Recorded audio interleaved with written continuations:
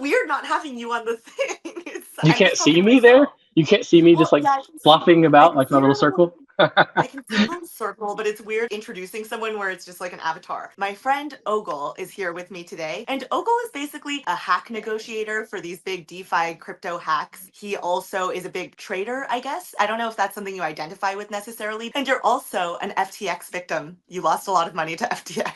It's true. It's true. I did. How would you introduce yourself? Well, I mean, look, this is 2024. We can identify however we want to, and it can change every day, right? So today I Very identify as a progressive. crypto sleuth. Tomorrow I identify as a small rat. I don't know, but yeah, I mean, I think that's like a fair intro. So I started off in crypto in 2012, give or take, for like reasons that are like philosophically aligned with like cypherpunk stuff. And then over the course of time, I started up a couple of businesses, like quote unquote legitimate businesses in the crypto space in 2014 and 15.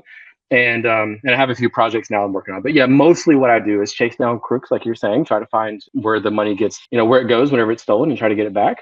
And then I do But a then lot you of got duped by Sam Bankman-Fried.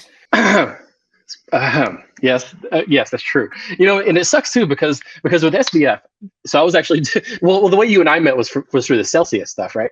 And Yes. so I was talking to these guys in the Cell short squeeze, this group of people who were like trying to squeeze the shorts that were making Celsius go down. And I remember, they were on my balls about how, like, why do you use FTX, blah blah blah blah blah. And I was like, guys, you guys are morons. Okay, just first part one, you're an idiot.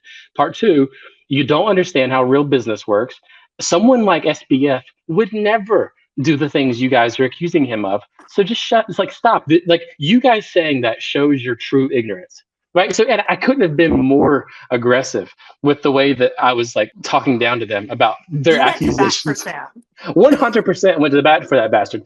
And then the rumors start to swirl, and I'm like, are these real? Surely not. Surely, SBF is a reasonable guy. I trust him to some degree, even though we've never met. And You then I know hit what? up I think what? I don't mean to cut you off, but No, I no. actually think I was with you in person when we were first starting to hear the rumors about what was going on in FTX. And Caroline Ellison tweeted that Alameda would be open to buying a bunch of FTT at $22. Yeah, exactly. And it's like, oh, what a beta move. I think that was basically the reaction is like, oh man, that did not come across strong at all. Like that, Yes. like the intention was like, oh, we're so strong, we'll buy everything. Murmur. Yeah, right. Like that's not the way it felt at all. So I went and talked to the folks that I knew at FTX, like the VIP guy there, and I was like, hey, dude, is there any validity to these rumors? And he's like, no, 0%. There's no validity whatsoever. And what sucks is he didn't know. Like he Are you didn't know allowed to say either. his name? Are you talking about Zane? Yeah, I'm talking about Zane. Yeah, I'm talking about Zane. Okay. Yeah. And he was on Kobe's podcast right after that, and kind of a little bit of a mess because I think that he was having to sleep with the fact that probably not just me, probably a lot of other people he's talked to were asking him, is it real? Is it real? Is it real? And he was saying it Yeah. was fake. It was fake. It was fake. Right. So you're right, though. I mean, you're right. There is an inherent contradiction in being someone who chases down crypto criminal people and then also being victimized myself. You're totally right, and I have to swallow that pill every day. Oh, I know. You lost a lot of money to FTX. I don't know. You don't say how much money, do you? The way that I always tweet my Celsius losses, you don't say how much you lost, do you? No, I mean, you know how much it was, but I don't talk about how much it was, and it was a You lot. lost a lot Yeah, of money. yeah. It was Oof, it ouch. was a big hit. I mean, because you get rugged for a few bucks here and there, and it's like whatever. But like this was a gnarly hit because I was using it. I was trading a lot on there. I was like top 50 or 60 volume trader doing market making on there. So you have to have a fair amount of capital to do that on there. Not that I was necessarily profiting a lot of money, but I'm saying there was a lot of money on there, being traded about. And boy, it hit hard, hit very hard. It still hits hard.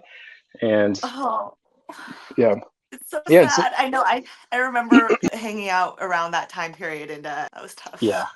It was not fun. It was not fun. And then the next time you and I saw each other was at the trial, I Oh think, right? yeah, yeah. Yeah. The next time we saw each other, he came and attended a couple of days of Sam's trial. Yeah, that's right. That's right. Yeah. It was not fun, but it was in some ways cathartic, to see him, on the stand being pestered about the things that he did. And I felt like he was his own worst enemy, and I enjoyed every bit of it. I loved every freaking second of it. It wasn't fun getting up early. It wasn't fun waiting in lines. It wasn't fun being in a courthouse where you can't have your phone or anything like that. But boy, I loved watching the squirming. I loved it. I have to say. I mean, yeah, I think that's fair. That's fair for you to feel because you lost a lot of money. Then, do you have strong thoughts on what you think Sam deserves in terms of a sentence? No, not really. I think that the worst thing that Sam could be sentenced with would not be jail. I think it would be the disabling of his ability to work in the spaces that he understands the most. So, Yeah. so like removing all of the money that he has, that he's made, his like ill-gotten gains, and then prohibiting him from working in any of the spaces that he's worked in so far, which are basically the spaces that he knows best. So finances, things related to science, or like just not allowing that, because then he's out and he's free, but he's also a prisoner in a world that doesn't really fit him, right? The parts that fit him, he can't fit into anymore because or he's not allowed to. And the parts that he's allowed to, he doesn't fit into. And so I feel like that estrangement would make me, from like a Schadenfreude point of view, quite happy. Yeah, I feel like just taking internet away from him would be just pain enough for Sam. Brief pause, but I wanted to thank the sponsor of this video, Claims Market. It looks like FTX creditors are likely to be made dollar whole, but we don't know how long that could really take. It could potentially be years before FTX creditors see a payout. And it looks like FTX creditors will be paid out in fiat currency, so they're losing all exposure to crypto. Well, Claims Market offers FTX creditors a pathway to immediate liquidity. Claims Market is the largest crypto claims marketplace where you can list your bankruptcy claim for sale, and almost 50 onboarded buyers will compete and bid for your claim to make sure sellers get the best price. FTX claims prices continue to increase, and the current pricing for large claims above $1 million is currently at 78 to 83% of the claim value. Just to be clear, not all claims sell within this range. There are other factors involved like claim size and preference exposure, but overall, this is the absolute highest that claims have ever been sold. By the way, in case you haven't calculated the value of your FTX claim, Claims Market recently added a claims calculator at claims-market.com. If you click on FTX calculator in the upper menu, you can input your unique customer code to find the value of your claim at petition date prices, the quantity and names of the tokens you held in FTX, as well as locate your claim in the March and June 2023 Schedule Fs and in the amended January 2024 Schedule F if applicable. Claims can be sold quickly, sometimes even on the same day that they're listed, and you can view this on a transparent transaction history at claims-market.com. In fact, Claims Market is the only broker to have publicly visible transparent documentation. The majority of trades are confirmed within 2 to 3 days of listing, and once a trade is confirmed, buyers are contractually obligated to send payment to the seller within 2 business days. There are 0 fees to the seller for listing or directly selling their claim, only for small claims that Cherokee buys. In other words, if you're in need of immediate liquidity so that you can reinvest back into the crypto market or do whatever you want with that cash, without having to wait potentially years in bankruptcy, Claims Market is an excellent choice. Claims Market is credible. They've actually transacted the most crypto claims in all bankruptcy cases, including FTX. In fact, over $300 million of crypto claims have been traded on Claims Market in the past year. They also have almost 150 5-star Google reviews. If you'd like to sell your claim or get more information, you can find Claims Market on Twitter at claims_market, on YouTube at Claims Market, on LinkedIn under Cherokee Acquisitions. And to be clear, I'm not telling you to sell your claim. I would never tell you what to do with your own money. But again, if you're in need of immediate liquidity and don't want to sit through a potentially multi-year bankruptcy, Claims Market is an excellent choice. Speaking of sketchy, Ogle I would say you're more the opposite of that because you actually kind of go after crypto crooks. Before I tell you, what I do on that side, I will say that I appreciate you saying, kind of implying that I'm not sketchy, because the number of times you've told me that I'm sketchy is like 1,000. It's like 1,000. Like you're always like, yeah, you seem a little sketchy. You seem a little shady. You're always. I'm like, Tiffany, why do you say that? I'm literally chasing criminals, trying to do God's work here. And you're like, yeah, but I don't know. Something about you being so anon, it feels a little shady to me. Like I remember you told me 1,000 times. I've known Ogle for like a year and a half now. You are just very protective of your identity, obviously. That's why his picture is blanked out. And to me, that kind of it feels a little bit sketchy. It makes me wonder if someone's a little shady. Even in real life, I'm like that, like right, like so, like our interactions were always the same way. Like if we hung out, I'm very protective. I'm very privacy focused. No matter who it is. I think 0 times I've had people from crypto over to my place, like any of my places. Why? It's not like because it's just I just don't want people to know where I live. I don't want people to know like super personal things about me that could be exploited later on. I think that I've just had a number of situations like I'll give you an example. So there was a friend of mine called Brandon. He's not a friend anymore, but he was a crypto guy. One of his best friends kind of got into a bad spot in crypto, and got a few guys together. They went past his security and they beat him and his pregnant wife up and stole a bunch of money from them. Right. And so I'm just paranoid. Like, I've just been in crypto long enough. I've seen enough people die. I've seen enough people get hurt. And I've been threatened enough my own self from this hack stuff that, like, every little piece of information that gets out there that I don't want out there is that much riskier to me. I'm weird about it. You know, I really am. And I've recognized this. I recognize I'm freaking weird, but I don't think it's shady necessarily. It I just don't know. makes me wonder, like, what are you hiding?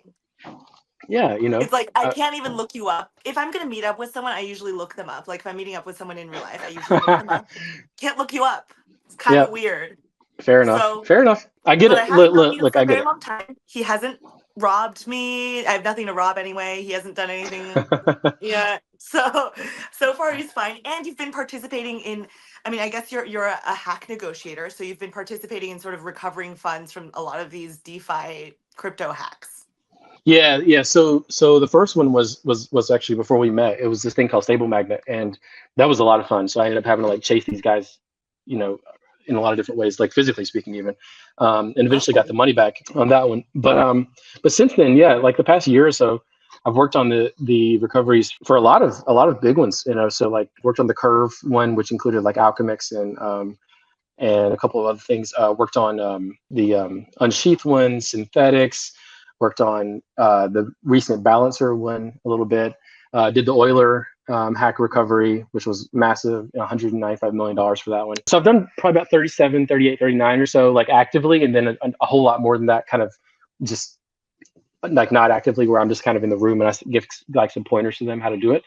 But yeah, so I mean, you know, probably about 2/3 of the time that these things happen, you end up having a positive outcome.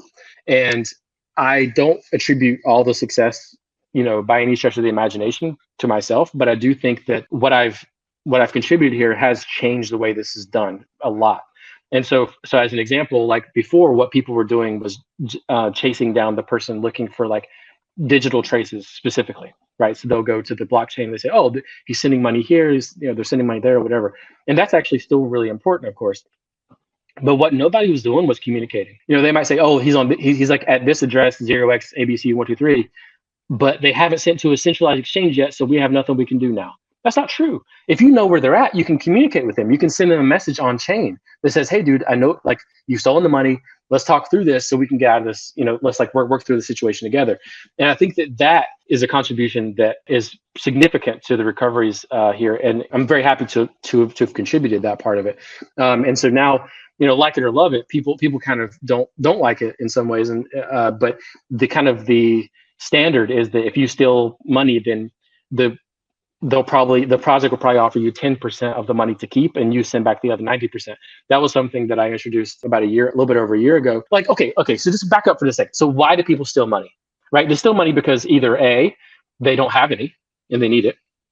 B, they're criminals. That's what they do for a living. Or C, they're opportunistic. They just are walking along some code and they see a chance. They say, yeah, you know, it's just a wallet laying on the ground, right? So these are the three kind of profiles that you have typically for these rogues. These hacks. And so if you have someone who is super poor and stole the stuff because they didn't have any money, you can't say, hey, look, you just experienced what it's like to not have to worry about how to eat, and now you have to give it all back. They're not going to do it. It's not worth it for them. They have nothing to lose anyway. Right. So with them, you have to give them an out that actually feels okay. With a criminal enterprise, you're kind of up the creek. So if someone like North Korea, you're wasting your time because they're not going to negotiate with you probably. But if it's the people who do it opportunistically, and so they're just regular people who happen to come across good code, the chances are they have ethics. Like they follow some reasonable ethical code. And so with them, you can talk to them and be honest and say, hey, look, what you did was smart. This was a good exploit. You're clearly smart. You can make money in this space, but you don't have to make it this way, right? What you're doing is going to cause 5,000 people to lose what could be their last dollar. It's going to cause a project that's had 10 people working on it for a year to lose all that effort, all so that you can benefit with, $60 million. Do you need 60 million? What about 6? Let's call it 6, right? You still have changed your life in almost every place in the world. You have changed your life and can afford to live the rest of your life without ever working another minute, almost everywhere in the world, right? Let's do that. Keep people off your back for the rest of your life too, because you don't know who you screwed here, and let this project and these victims go on about their lives instead of ruining their lives, because you never know.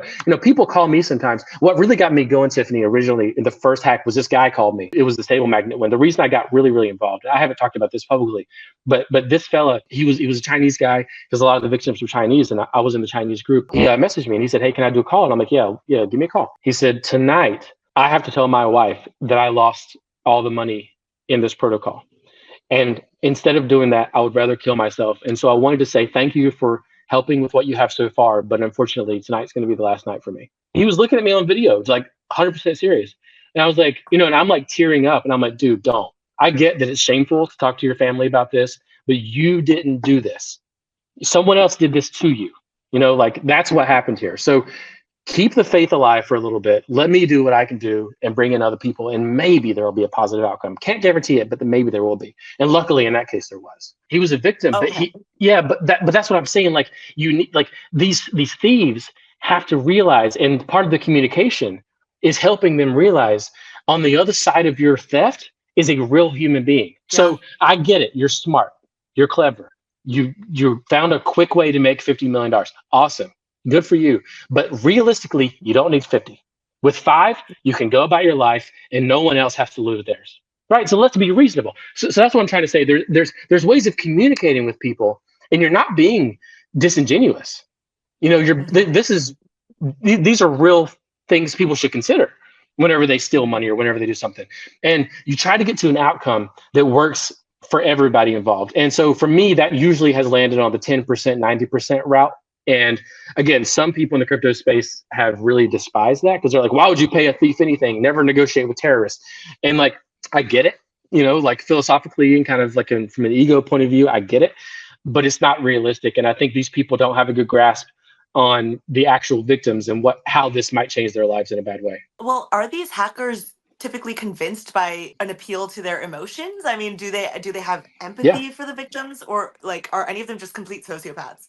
Yeah. I mean, once in a while you get a complete sociopath, but even if they're a sociopath, then they're going to use logic, right? So the logic argument is, okay, look, you don't care about people. Okay, fine.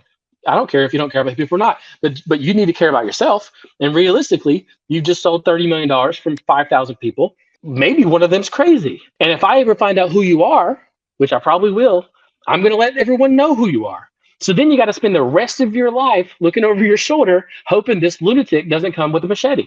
So just let's be logical about it. Screw the people's emotions, screw their feelings.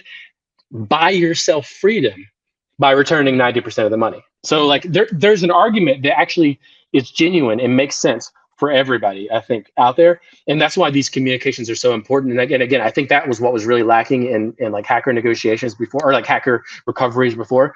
And since introducing it, the number of recoveries has skyrocketed. And like there is a risk here too, because the risk is, well, maybe people just start looking to hack even more because they're like, oh, sweet, I get 10% of, like, I want to hack even more now. And I think there's like an argument to be made for that. But at the same time, every little hack like that happens, then these protocols get stronger and stronger. We find out the issues, we find out where the holes are, we make them better, more bulletproof, and the software gets better. It's an expensive price to pay, but at the end, crypto is better off for it. Are you working on the Kyber swap hack? Someone tagged both of us in a tweet. Someone tweeted, "Nobody wants to say this publicly, but we all know our best chance of coming to a resolution with the Kyber hacker is Tiffany Fong." and then someone tagged Ogle. I feel like I'd probably take the same approach as you. As you know, I was quite friendly and nice to Sam, and I feel like that got me more conversations with him than the people who like yelled at him on Twitter Spaces. I think it works better, actually. Yeah, what do they say? You attract more you attract more flies with honey than vinegar, right? And so, I mean, they're still a fly, but if you want them to come towards you, you got to have a little bit of honey. And I think that, like, I mean, some people are like, oh, you're just like manipulating these people into that's not true. And I think with your dealings with Sam too, if you just come at it like treating the person like they're a real human, not trying to play them, just like treat them like a normal person, not like some like God figure, not some ultra criminal. It's just a person who you want to come to a resolution with or get information out of that would be beneficial to both parties. Right? It's just very logical, I think. And for you, it's worked out well. I think for a lot of these hacks, it's worked out well. And I think that if other people would get over themselves, they would do better at it too. But instead, they get all wound up in their feelings and then they're like, blah, blah, blah, blah. Like if I were to talk to SBF, if I was, I mean, I remember whenever you were contacted by Sam, and I would have loved to have spoken to him, but people might expect, oh, if you spoke to Sam, given that you lost a lot of money, probably, would freak out. That's not true. Like if I were to talk to Yeah. him, I would be just like, hey, dude, like, I don't know what happened. Frankly, I don't care what happened. But let's try to come up with some kind of way to get through this situation with the least harm done. Like that would be the goal. Because like who really wants to, like, at the end of the day, I don't want these criminal douchebags, these people who are stealing money from people. Not just Sam, but I mean like these, like, these hackers. I don't want these guys going to like jail. What's the point? There's no point. They're messes, like, in certain ways, maybe in their head, but like them going to prison is just gonna, like, it doesn't do anything for me. Like it doesn't make me happy. It doesn't, like, they're probably pretty smart. They probably could contribute to society well if just kind of oriented the right direction. Plus, most of them are really young. So like I mean, I did some really weird stuff when I was 18, 19, 20 or younger, with computers too. I get it, like, and you don't want your whole life ruined for that reason. And the same thing with Sam. Now, on the other hand, my personal side is what I said earlier. Like what I would like to happen with Sam. I'd like him never be able to do anything fun and just sort of live in misery all the time. But like realistically, that's not the net positive to society that we need. Like throwing him in a jail cell doesn't actually help anything. I don't know if you're going to end up getting flack for that, but you're an actual customer who lost money. But I get a lot of flack for saying that I don't believe that he should go to jail for life or prison for life. Yeah, I mean, what's the point? It feels very vengeful. Like, I don't know. It reminds me, there's a book I read by Foucault called Discipline and Punish. And it basically goes through like the history, like a really long history of like criminality and like how things are like over the course of time. How are people dealt with who are bad? Are they thrown in prison? This like has no food. Are their arms pulled off while you're in front of a crowd? Are they hanged? Do they have a guillotine, which is very fast? How does this all work? And I think that whenever you read about like the history of punishment and what actually makes people not do bad things, it's pretty much never just throw them in a prison to be forgot about.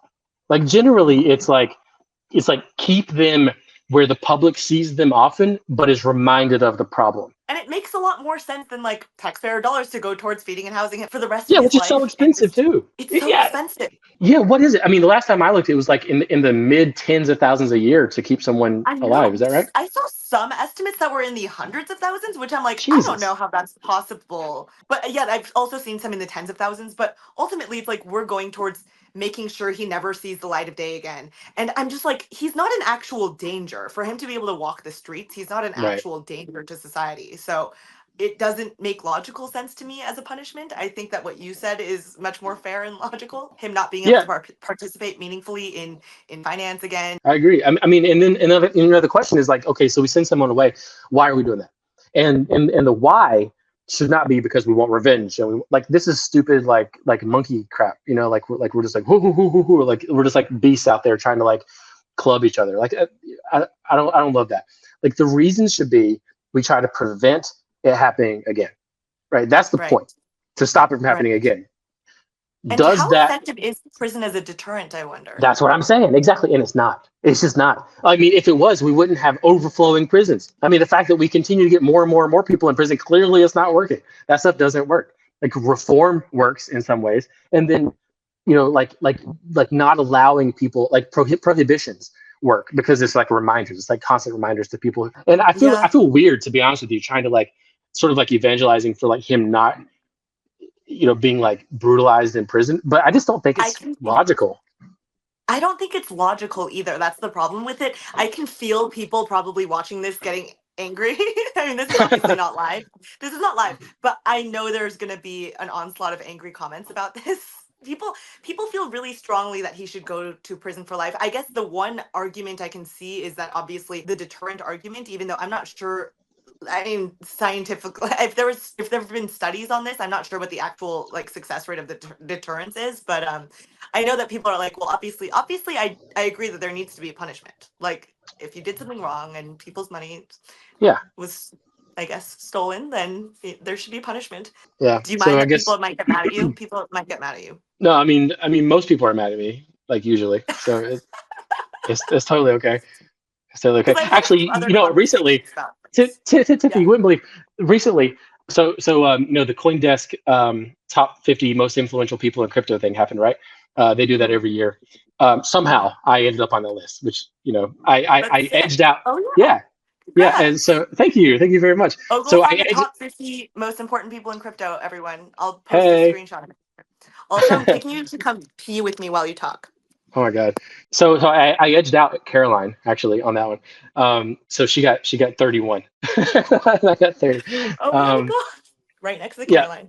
But Okay. what I was gonna say is, so this is like a happy day for me. I'm super stoked. I'm like, oh sweet, this is a real achievement. I'm so happy. And like the replies on the thing were like, yeah, well, wait till you look into what he's done. This freaking loser, blah blah. This like talking trash, talking so much trash. And I'm like, who are these weirdos?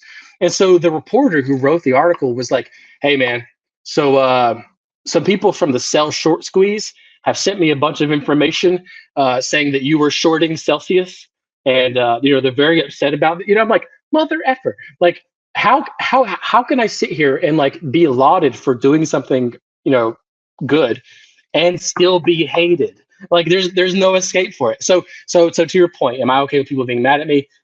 It seems to me there's just no escape. No matter what you do, no matter how much good you do, you're just gonna have people that just don't like you. So why not just be honest with your opinions and say the ones people like, say the ones people love, say the ones people hate, and they can just let the chips fall where they may. That's a good outlook on this because I obviously get a lot of like hate, angry comments as well. So that's a good outlook. People get very mad at seeing someone succeed as well. Like, Yeah, I those think guys you hated you commented on too. like Mark Cohodes, like getting really angry that I was in the Rolling Stone.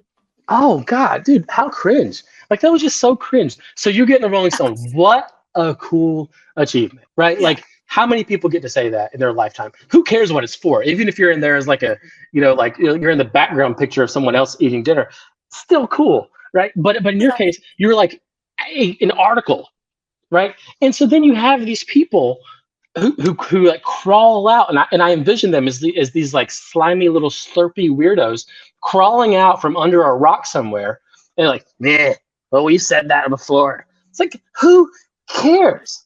Like, is your ego so weak that Totally. you have to come in and rain on someone else's parade to pump your own ego? This is so like gamma. It's like beyond beta. It's awful. It's just so weak. It's so awful to look at. Yeah, and they're just like blabbering on, just jacking each other off. Both of them. There's two guys back and forth. Yeah, she sucks. Yeah, bro, she sucks.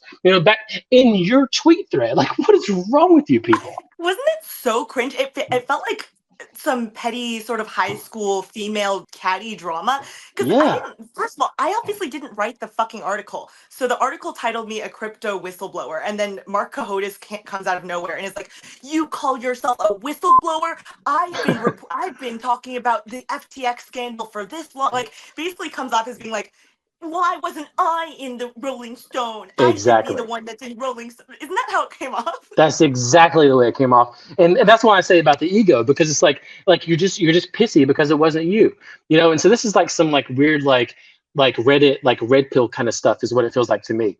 They're like, oh, the women get all the because she's hot. Like this is what I think they're saying in their head. Like they haven't said it out loud, but I think that's exactly what they're saying in their head.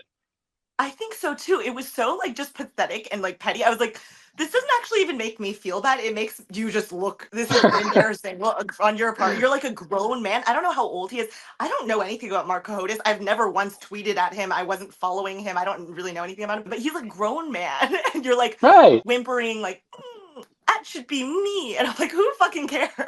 Yeah, it's just so goofy. Like it's just so weak. I don't know how to say it. Like it just feels so weak to me.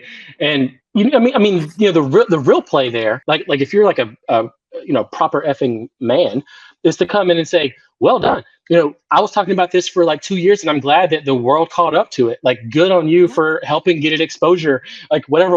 Like there's ways of like, if you want to brag about yourself, you can brag about yourself, but without taking you down, right? totally. Totally. Like Like this what would wasn't like directed at him and I wasn't being like, look at me, I'm on this and Mark Cohodes. It was but yeah, completely. You can be like, hey, I'm glad that this information is out there. I've yeah. been talking about it for a really long time. I've been covering it. I'm glad that it's out there now. It Yeah, was yeah, so and then they're like, hey, Tiff, maybe next time I see something like this happening, why don't we stay in communication? You can help get some, you can help elevate the message. What like this is the way normal humans interact, right? like normal humans. This is how you interact. You try to cooperate and help yourself while helping other people, and rising tide lifts all boats, that kind of thing. You don't go like bashing people for their successes. Completely. It's so strange. Oh my God. A lot of people in the crypto space like get mad at things I say, but I'm like, I really don't care about crypto. As you know, I don't really care about crypto that much. Yeah, yeah, exactly. It's so humorous that you're like crypto lady and couldn't give a crap about that. Um, I know. yeah, I think that's part of also like what they don't like about. I think it's what people do like about you, because you're so like sort of laissez-faire in the way you deal with things and all that.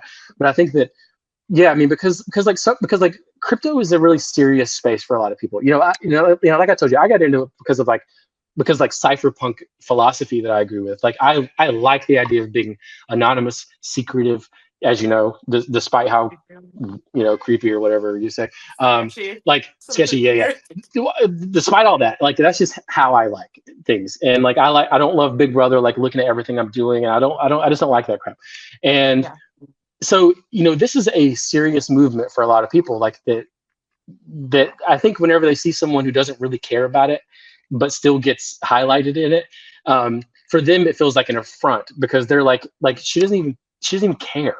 Like what we're doing here is not just making money and like throwing like like penguin pickers everywhere. Like it's actually matters to us. So I think there's like a subset of people who do that, but I think Right. most of them are just like jealous haters. I mean, I think that's like a tiny percent, but I think most people are just jealous haters who just Right.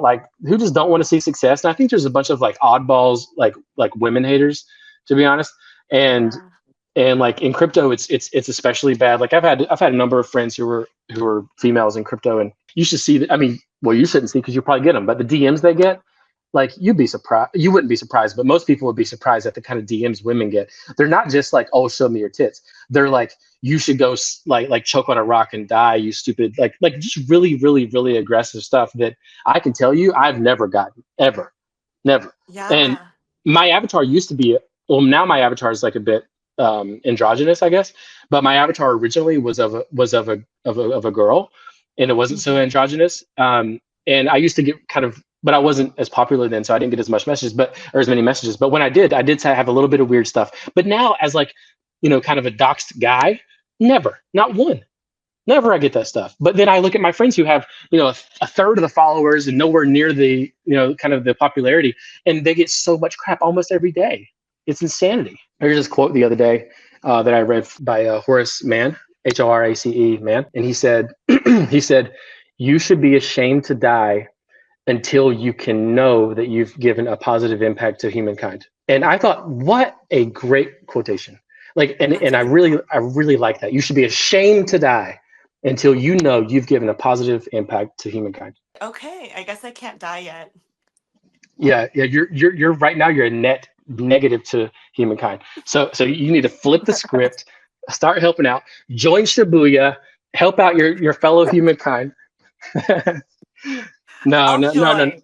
no. I'll Actually, try Tiff, it. you do good stuff, and I know you have those haters, but there are people who realize like the positive impact you have on this space, and even though you hate the space and blah blah blah blah blah, it's the things that you do, and it's not just like making things popular, like getting things awareness. That's not like a newspaper can do that, and like just as easily as you could, or some other influencer. But I think that people get a lot from seeing a real human being, not a staged personality, but a real human being, talking to them in a real way. I think there's just something gratifying and like relaxing about knowing that the person you're talking to on the other side is putting on no fronts, acknowledges their flaws, realizes what they're good at, realizes what they're bad at, and is okay with that.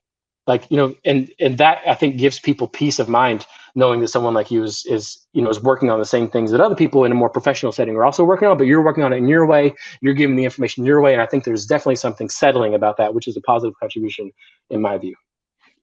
That's so nice. And you know me in real life. We Yeah. go way back.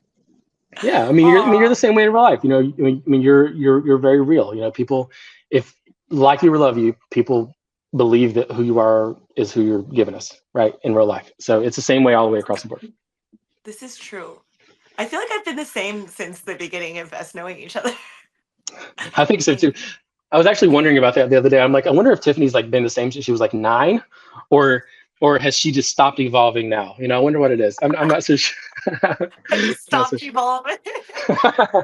You've reached like I am. you've reached like Charizard level. There's no more evolution beyond this. Like it's like the top version. I think this is all you're gonna get. I don't know if I'll evolve after this. It's as Oh good as my it gets. god. That's funny. Yeah, thankful for our friendship. It's been almost 2 years, maybe. Almost. Yeah, Something yeah, like that. almost. Got about 2, 3 more months, and it'll be 2 years, I think. Yeah, yeah. Oh, I'm grateful for it too. I'm glad to have met you, Tiffany. if anyone has questions for Ogle, then please leave them in the comments, or just want to be angry. They're probably gonna get a lot of angry comments about not thinking Sam should die in prison, but oh well, such is life. Yeah, it's life. Oh, It's life. cute. Yeah. You can follow Ogle at CryptOgle. I'll just put your link. I mean, you wrote it next to your name, Yeah, because I'm but a I'll marketer. I'll write. You're a marketer. I'll write it on the screen as well. Okay. All right. Okay, and